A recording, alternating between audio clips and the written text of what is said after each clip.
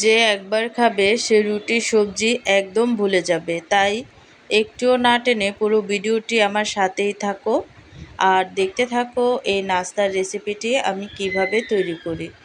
নাস্তাটি তৈরি করার জন্য ফার্স্টে আমি এখানে নিয়ে নিচ্ছি চালের গুঁড়া, আর কি পোলার চালের গুঁড়া। তোমরা চাইলে অন্য যে কোনো কিছু দিয়ে কিন্তু এই নাস্তার পুরটা তৈরি করে নিতে পারবে। তারপর হচ্ছে ফার্স্টে আমি তরল দুধ দিয়ে এই চালের গুঁড়াটাকে আমি কিছুক্ষণের জন্য ভিজিয়ে রাখবো। এতে দেখা গেছে রেজাল্টটা অনেক ভালো আসে। তারপর হচ্ছে একটা হাঁড়িতে আমি নিয়ে নিছি দুধ, আর এই দুধটাকে ভালোভাবে জাল করে নিছি। তারপর হচ্ছে যে চালের গুঁড়াটাকে আমি ভিজিয়ে রাখছিলাম সেটা কিন্তু সরাসরি হাঁড়িতে আমি অ্যাড করে দেব। দিয়ে অনবরত নেড়ে চেড়ে তারপর হচ্ছে চালের গুঁড়াটাকে আমি ফুটিয়ে নেব।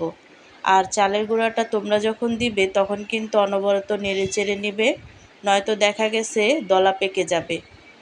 তারপর হচ্ছে সম্পূর্ণ চালের গুঁড়াটা দিয়ে আমি অনবরত নেড়ে চেড়ে আমি ভালোভাবে এই চালের গুঁড়াটাকে ফুটিয়ে নেব।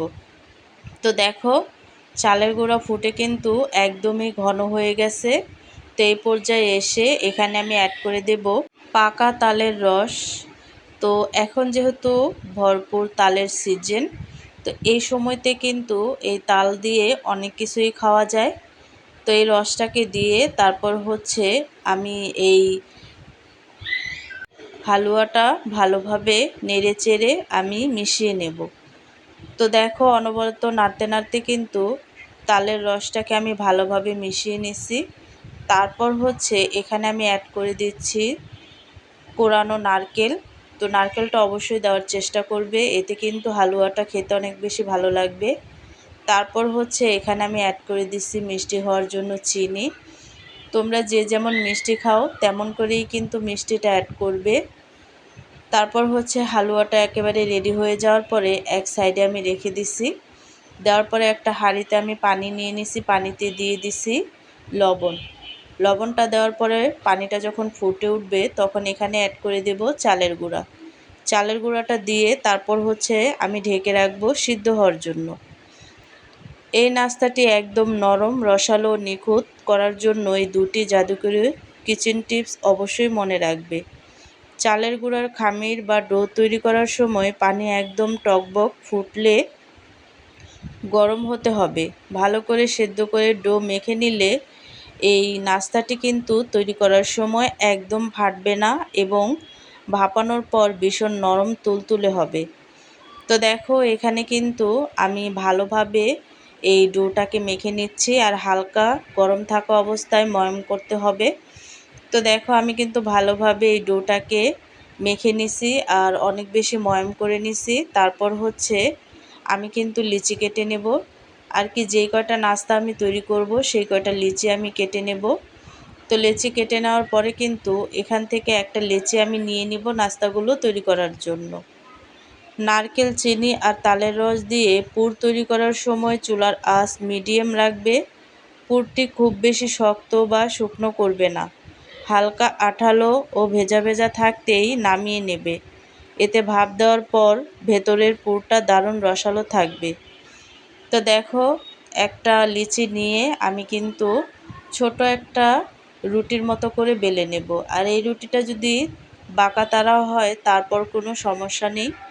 তারপর হচ্ছে একটা মোল্ড নিয়ে নিয়েছি, আর কি যেই মোল্ডগুলো দিয়ে ডিজাইন করা হয় সেগুলো কিন্তু এখানে আমি নিয়ে নিছি। নেওয়ার পরে কিন্তু রুটিটা দিয়ে এখানে আমি পরিমাণ মতো পুরটা অ্যাড করে দিচ্ছি। তো যে যেমন পুর খাবে তেমনই কিন্তু পুরটা অ্যাড করবে। তো পুরটা দেওয়ার পরে কিন্তু আমি ভালোভাবে দুই মুখ একসাথে আটকিয়ে আমি ভালোভাবে কিন্তু এই বাড়তি অংশগুলোকে একটা কেচির সাহায্যে কেটে নেব। তোমরা চাইলে কিন্তু না কেটে হাত দিয়েও ডিজাইন করতে পারো। তো এইভাবে করে সমান করে তারপর হচ্ছে কেচি দিয়ে কিন্তু খুব সহজে কেটে নেওয়া যায়। তো এইভাবে করে আমি কেটে নিছি। কেটে নেওয়ার পরে একটু চাপ দিলেই কিন্তু এই মোল্ডের ডিজাইনটা সরাসরি উঠে যাবে আর শেপটা অনেক সুন্দর হবে। দেখতেই পাচ্ছ একটা নাস্তা কিন্তু তৈরি হয়ে গেছে। এভাবে করে সবগুলো নাস্তা আমি তৈরি করে নেব খুব সহজে। তো দেখো তো সবগুলো নাস্তা আমি তৈরি করে নিয়েছি, দেখতেই পাচ্ছ। আর এখন আমি ভাপিয়ে নেব। তার জন্য একটা হাঁড়িতে আগে থেকেই পানি বসাইছি। পানিটা অনেকটাই কিন্তু বলক চলে আসছে। তো এখানে এক এক করে সবগুলো নাস্তা আমি অ্যাড করে দিব, দিয়ে ভাপিয়ে নেব। তো হাই গাইস, আসসালামু আলাইকুম, welcome back to my channel. কেমন আছো তোমরা সবাই? আশা করছি ভালো আছো। আল্লাহর রহমতে আমি অনেক ভালো আছি। তো গাইস, ভিডিওটি ফার্স্ট থেকে লাস্ট পর্যন্ত দেখতে থাকো, আশা করছি ভালো লাগবে। আর ভালো লাগলে প্লিজ একটি লাইক আর একটি সাবস্ক্রাইব করে পাশে থাকবে। তো দেখো, নাস্তাগুলো দেওয়ার পরে কিন্তু একেবারেই কিন্তু ভাপ দেওয়া হয়ে গেছে। আর এখন কিন্তু আমি এক এক করে তুলে নেব। খুব সহজে কিন্তু তুলে নেওয়া যায়। তো দেখতেই পাচ্ছ, এইভাবে করে সবগুলো নাস্তাই কিন্তু আমি ভাপিয়ে নিচ্ছি। আর খুব কম সময়ের মধ্যে কিন্তু এই নাস্তাগুলো ভাপিয়ে নেওয়া যায়।